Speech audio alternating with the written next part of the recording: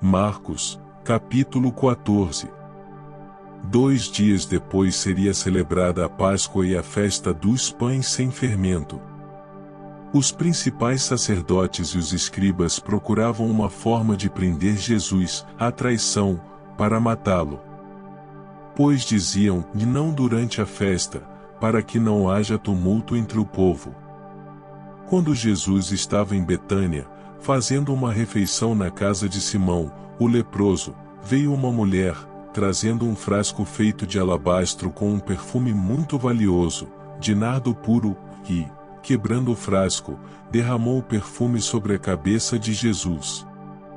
Alguns dos que estavam ali ficaram indignados e diziam entre si, e para que este desperdício de perfume? Este perfume poderia ter sido vendido por mais de 300 denários, para ser dado aos pobres. E murmuravam contra ela.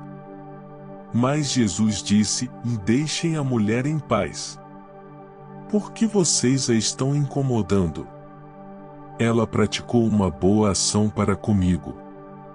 Porque os pobres estarão sempre com vocês, e, quando quiserem, podem fazer-lhes o bem, mas a mim vocês nem sempre terão. Ela fez o que pôde, ungiu o meu corpo antecipadamente para a sepultura. Em verdade lhes digo que, onde for pregado em todo o mundo o Evangelho, também será contado o que ela fez, para a memória dela. E Judas Iscariotes, um dos 12, foi falar com os principais sacerdotes, para lhes entregar Jesus. Eles, ouvindo isto, se alegraram e prometeram dar dinheiro a ele, e nesse meio tempo, Judas buscava uma boa ocasião para entregar Jesus. E, no primeiro dia da festa dos pães sem fermento, quando se fazia o sacrifício do Cordeiro Pascal, os discípulos de Jesus lhe perguntaram, onde quer que façamos os preparativos para que o Senhor possa comer a Páscoa? Então Jesus enviou 2 dos seus discípulos, dizendo-lhes, vão até a cidade. Ali, um homem trazendo um cântaro de água sairá ao encontro de vocês. Sigam esse homem e digam ao dono da casa em que ele entrar que o mestre pergunta, onde fica o meu aposento no qual comerei a Páscoa com os meus discípulos? E ele lhes mostrará um espaçoso cenáculo mobiliado e pronto, ali façam os preparativos. Os discípulos saíram, foram à cidade, achando tudo como Jesus lhes tinha dito, prepararam a Páscoa. Ao cair da tarde, Jesus chegou com os 12. Quando estavam à mesa e comiam, Jesus disse, em verdade lhes digo que um de vocês, o que come comigo, vai me trair. E eles começaram a entristecer-se e a perguntar-lhe, por acaso seria eu? Jesus respondeu, vê um dos 12, o que comigo põe a mão no prato. Pois o Filho do Homem vai, como está escrito a seu respeito, mas ai daquele por quem o Filho do Homem está sendo traído. Melhor seria para ele se nunca tivesse nascido. E, enquanto comiam, Jesus pegou um pão e, abençoando-o, o partiu e lhes deu, dizendo, tomem, e isto é o meu corpo. A seguir, Jesus pegou um cálice e, tendo dado graças, o deu aos seus discípulos, e todos beberam dele.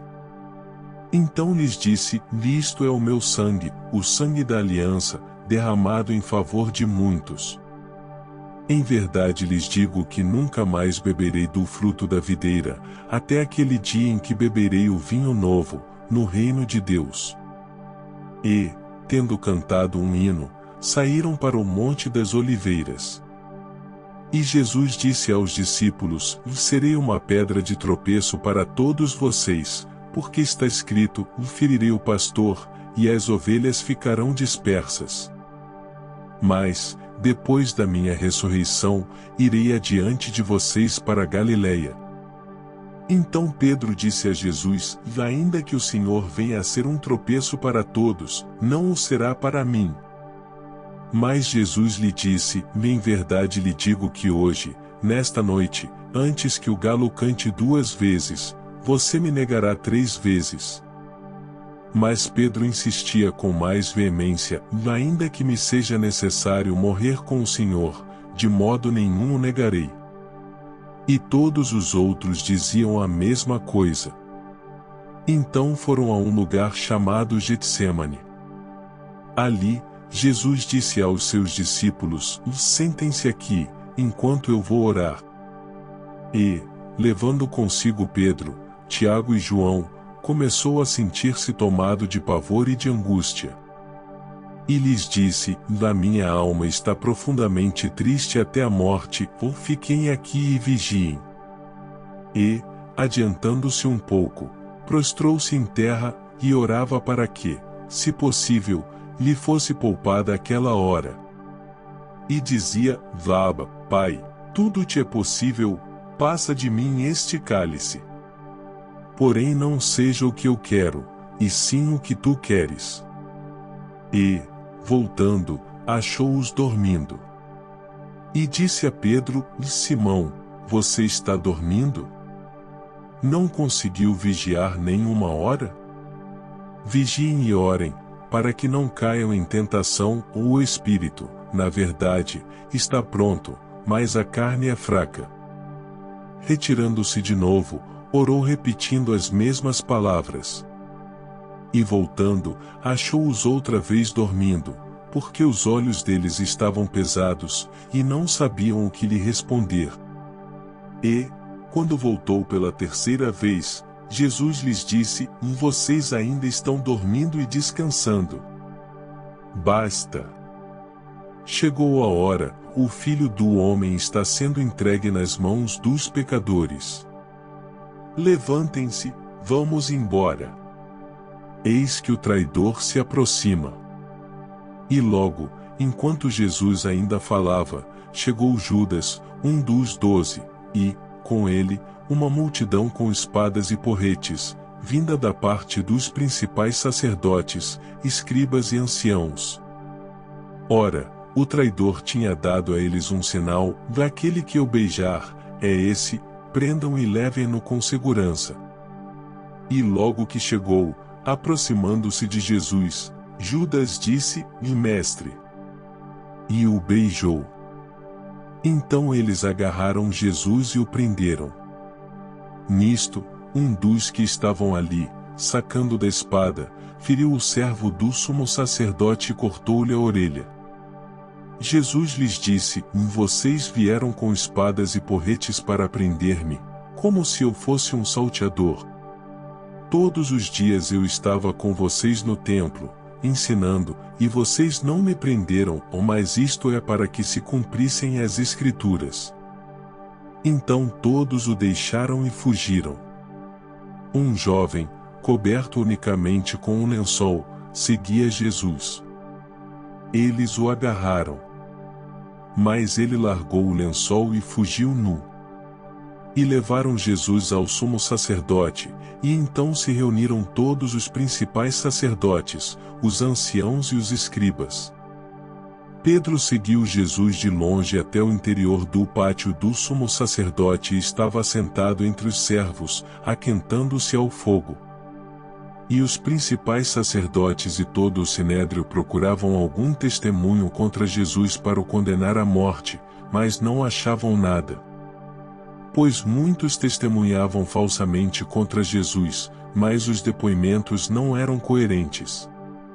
E, levantando-se alguns, testemunhavam falsamente, dizendo: Nós ouvimos declarar: eu destruirei este santuário edificado por mãos humanas, e em 3 dias, construirei outro, não por mãos humanas. Nem assim o testemunho deles era coerente. E, levantando-se o sumo sacerdote, no meio, perguntou a Jesus: Você não diz nada em resposta ao que estes depõem contra você? Jesus, porém, guardou silêncio e nada respondeu. O sumo sacerdote tornou a interrogá-lo: Você é o Cristo, o Filho do Deus bendito? Jesus respondeu: Eu sou, e vocês verão o Filho do Homem sentado à direita do Todo-Poderoso e vindo com as nuvens do céu. O sumo sacerdote, rasgando as suas vestes, disse: Por que ainda precisamos de testemunhas? Vocês ouviram a blasfêmia. Qual é o parecer de vocês? E todos o julgaram réu de morte. Alguns começaram a cuspir nele, a cobrir-lhe o rosto, a bater nele e a dizer-lhe: profetize. E os guardas davam-lhe bofetadas. Estando Pedro embaixo no pátio, veio uma das empregadas do sumo sacerdote. E, vendo Pedro, que se aquecia, fixou os olhos nele e disse: Você também estava com Jesus, o Nazareno. Mas ele negou, dizendo: Não o conheço, nem compreendo o que você está falando. E saiu para o pórtico. E o galo cantou. E a empregada, vendo-o, tornou a dizer aos que estavam ali: Este é um deles. Mas ele negou outra vez. E, pouco depois, os que estavam ali disseram outra vez a Pedro: Com certeza você é um deles, porque também é galileu. Ele, porém, começou a praguejar e a jurar: Não conheço esse homem de quem vocês estão falando. E no mesmo instante o galo cantou pela segunda vez. Então Pedro se lembrou da palavra que Jesus lhe tinha dito: Antes que o galo cante 2 vezes, você me negará 3 vezes. E, caindo em si, começou a chorar.